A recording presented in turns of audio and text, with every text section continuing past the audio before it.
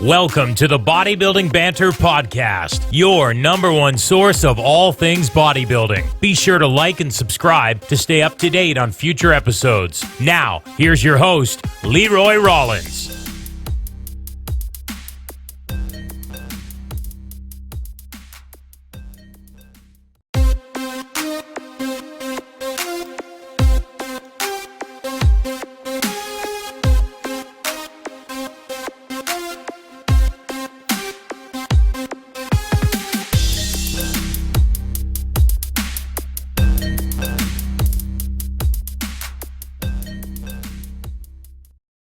What is happening, guys? Welcome to the video.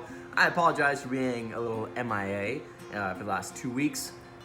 Things have been busy in a good way. So let's kick things in. Bleh. Restart that right now. Let's kick things off by acknowledging my client Kayla, giving her a massive shout out for absolutely destroying her first bikini competition. You're gonna see some footage throughout this video from that competition where she came first place in her very first competition. Super proud of this girl. Very, very, very hardworking, very motivated, very driven, very passionate, always asking questions, always wanting to understand and learn and just do her very best. And her very best paid off. She ended up taking first place, like I mentioned, and it was great. It was a great first show for her. So it was in Toronto, which is about 2.5 hours, 3 hours from where I live, and in a show of 67 athletes total, 45 of them were first timers. So obviously the caliber of athletes can vary. I talked to Kayla about this after the show. Because someone's a first timer doesn't necessarily mean they're a bad athlete or lack quality in their physique. It just means they haven't competed before. And that's something we saw at this show. We saw a very, very broad spectrum of people that needed a lot of work, right? For lack of a better term. They weren't quite there yet. And then people that stood out. They were very, very good athletes, right? And it ranged from all categories, from bikini that Kayla was in, to bodybuilding, to classic physique, men's physique, women's figure.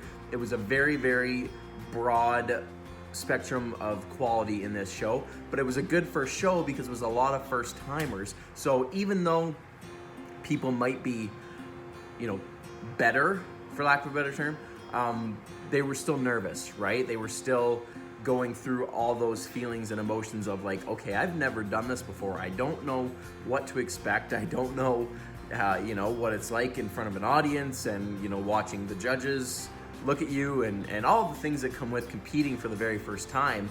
And it was super cool. Obviously, I was coaching her, so I was backstage and got to talk to a bunch of people and just kind of, brought me back to when I first was competing. And those first few shows, when you're still figuring everything out and getting your groove and learning how it all works, and every show is different, right? But you start to learn of the structure of things and you get to know people, right? But I was glad I was able to be there for her because it's helpful to have somebody that has experience to guide you through things and explain why these things are happening or what time you should be getting ready and all those things.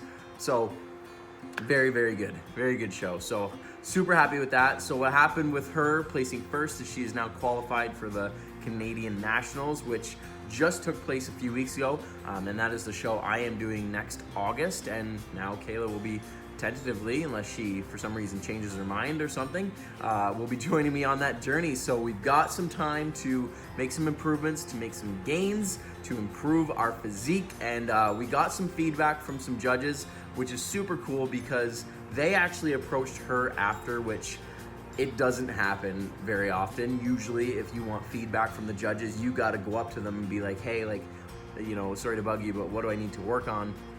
But they came to her. 2 of the judges came to her and said, you have a lot of potential. You have potential to, one day turn pro if you really dedicate yourself and really want to, which is super insane for them to tell her that. Especially she's only 19 years old. So, for her, that's got to be motivating as hell.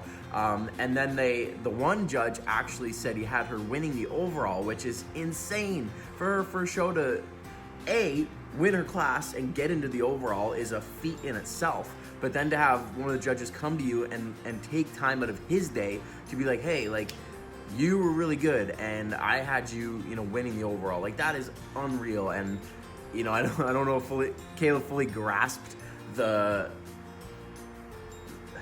meaning of what they were telling her. But I tried to explain it to her as best I could. And obviously for me as her coach, that's super exciting. That's super awesome. Dude, stop playing with your squeaky toy. I'm trying to record a video. You always interrupt these videos. You understand? So just stop squeaking. I don't know if you guys can hear. If you listen closely, you might be able to hear Hercules on the floor beside me. I don't know if you can see right there, squeaking. Don't fall. Don't fall. I swear. Don't fall. Don't fall. This is bad. Okay, now focus. Focus. Focus. There we go. All right, we're back. Okay, so Kayla's show. Awesome. Unreal. Now let's get into how I'm doing, where I'm at. I am currently the biggest physically I've ever been.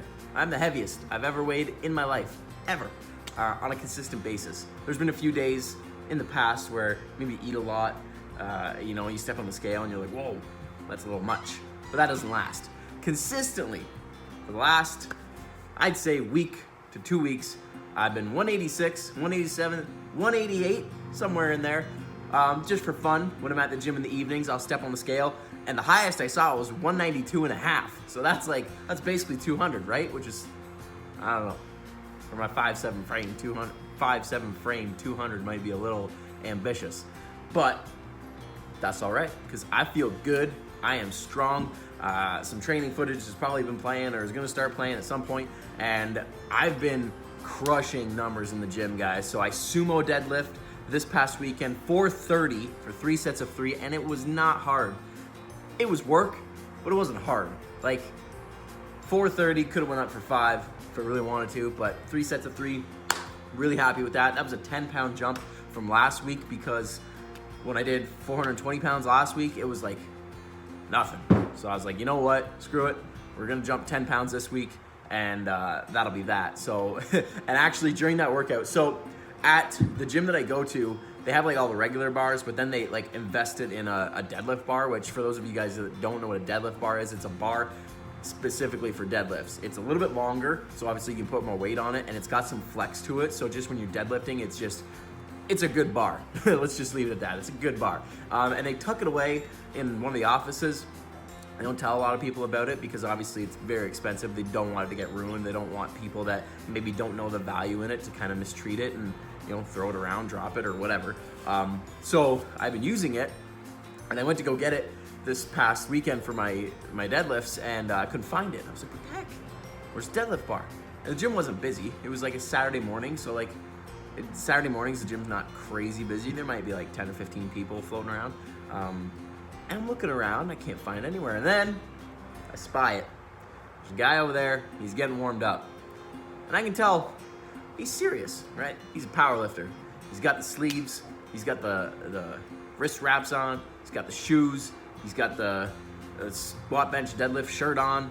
He means business, and I can respect that.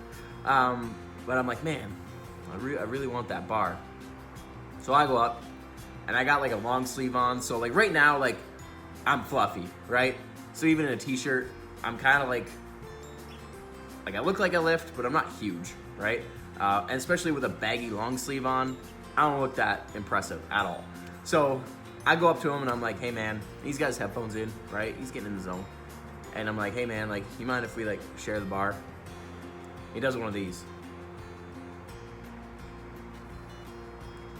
I guess, how heavy are you going? I'm like, a little over 4. Okay, sure, whatever.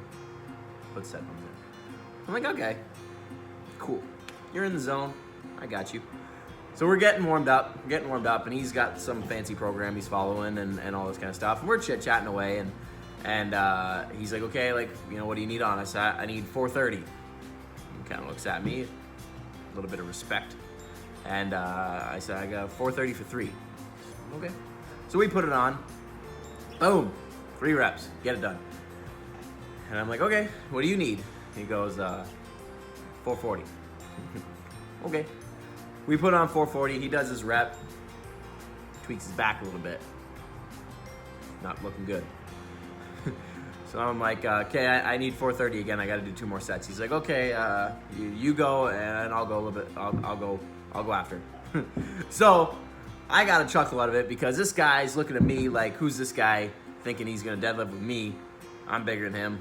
Blah blah blah. And I ended up keeping right up with him and kept going when he stopped. So moral of the story is, don't doubt me. After that, did some squats, 285 I believe. Did some glute ham raises, which I've been liking. Then our typical quad destruction of leg extensions, lunges, sissy squats, banded leg press, and some calves to finish. Then we did, so that was Saturday. Actually, the day before that, our push workout. Man, I'm getting freaking strong on incline. So, been doing incline bench, which if you guys have been following these videos, you know I was doing flat forever. Hit a plateau, now we're switching to incline. We're gonna try to build that back up, or build that up. So this week was 250 was on the agenda for looking for 2 sets of 5. And man, that shit flew up. First set, which is probably playing or has played or whatever, 250 was like boom, boom, boom, boom, boom, boom, boom, racket, done. And I was like, whew. That felt really good. The second set, same thing, felt pretty good. Obviously a little bit harder because I was fatigued, but still 5 reps went up. On that first set, man, I don't know, I probably could have banged up 7 or 8 because I was feeling good. It seems to be like, I always need to have a spotter because, not for the sake of like spotting me because I need it, but because like, I feel like I gotta prove to them that I can do it or something. It's like some macho thing, I guess. But like anytime I have someone watching me bench, I feel like I just perform better. I'm just like, I don't know, maybe it's just like perform better under pressure. I don't know, but 250 for 5 and 5, and then 235, I think, for 10 after that. It was 235 for 10, which was sweet. That's like a PR, for sure. For sure. Then I went to flat bench, dumbbell bench press, and I've been dealing with a little shoulder thing at work. You guys may or may not know I work carpentry as my day gig, and we've been doing drywall all last week and this week, unfortunately. So this arm, because this is the arm that like I move the trowel with and do all the drywall and stuff, this shoulder, like rotator cuff, been a little achy. So when I went to go do flat bench, dumbbell bench the first time, my first set, I got like back and this shoulder was like, no. And I almost had to like dump them because the shoulder was not cooperating, but we got it. Did 105s for I think 3 sets of 8, and then the typical flies, and then some shoulders, some triceps. And then yesterday would have been my pull workout, which I'm freaking sore from. I was really focused yesterday on like feeling my back. Like I wanted to be sore. I wanted my back to be tender, and mission accomplished. My back is very tender from everything yesterday. So that's good. I'm glad because it means I was really isolating and focusing on all the good things. So yeah, that's training in a nutshell. I talked to you about my weight. Nutrition, nothing has changed on the nutrition front. Still just trying to eat lots and keeping the weight kind of where it is. I looked at the schedule, guys, and I haven't talked about this. This will be the next video, but prep starts soon. I'm gonna leave it at that. I'm not gonna let you know when. We'll talk about them in another update video, but prep starts soon. So I don't think I need the weight to go up really much more. As long as I'm performing good in the gym and feel good and I'm recovering, then I'm happy. And eating lots to fuel the training, fuel the recovery, we're in a good spot. So those 3 things in conjunction: training, nutrition, recovery. You nail those 3 things, you will grow. You will get results, I promise. It's just how much effort you put into those 3 things, right? You can't just, this is something people like, misconception, especially with young people. You can't just like train extremely hard and then like get 2 hours of sleep and eat like McDonald's and expect to like get anywhere. You just can't do that. And it's like, you can't eat a shit ton of protein and sleep all day but not work out and hope to get results. doesn't work like that. It doesn't, right? The only minor tweak to that is that you can eat good, train hard, and sleep not ideally, and you still will probably get some results. But we're not about getting some results. We're about getting good quality, the best we can results. Optimize. Good training, good nutrition, good sleep, make it happen. So I'm gonna leave that there. I'm getting on a tangent now. So we're almost 15 minutes in. So that's it. That's it for today's update video. Go to Kayla's Instagram, Kayla_Berridge. I don't think there's anything after that. Kayla_Berridge, I think is her Instagram. Go comment congrats on a post or whatever. Tell her that I mentioned you on my YouTube. Like her, follow her, because she's on a journey of nationals next year, which is hype. So, thanks again for watching these update video, guys. If you like them, please subscribe to the channel if you haven't. Please like these videos, and I'll see you guys in the next one.